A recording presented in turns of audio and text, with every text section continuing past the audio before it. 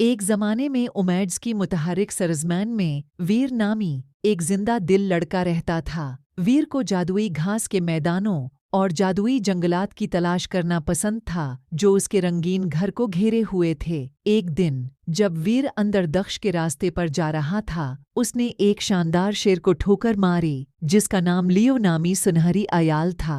वीर और लियो जल्द ही बेहतरीन दोस्त बन गए। उन्होंने अपने दिन खुलते फूलों के दरमियान छिप छुपाते और ज़मर्द के दरख्तों के साये में कहानियां बांटते गुजारे। एक धूप वाली दोपहर जब वह गपशप कर रहे थे, सपारला नाम की एक छोटी चिड़िया फड़फड़ाकर वीर के कंधे पर बैठ गई। सपारला एक छोटा सा परिंदा था जिसके पन कौस कज़ह की तरह रोशन थे।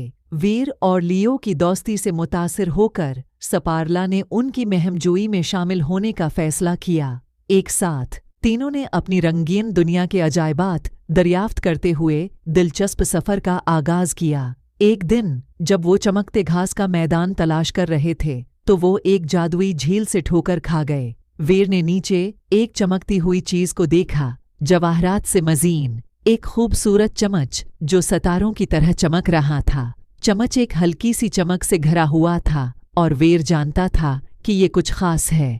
सपारला को कंधे पर और लियो को इसके पहलू में लेकर वीर ने एहतियात से जादुई चमचा झील की गहराइयों से निकाला। जैसे ही वीर ने उसे थाम लिया, एक जादुई चमक ने उन्हें लपेट लिया और घास के मैदान और भी मुतहरिक हो गए।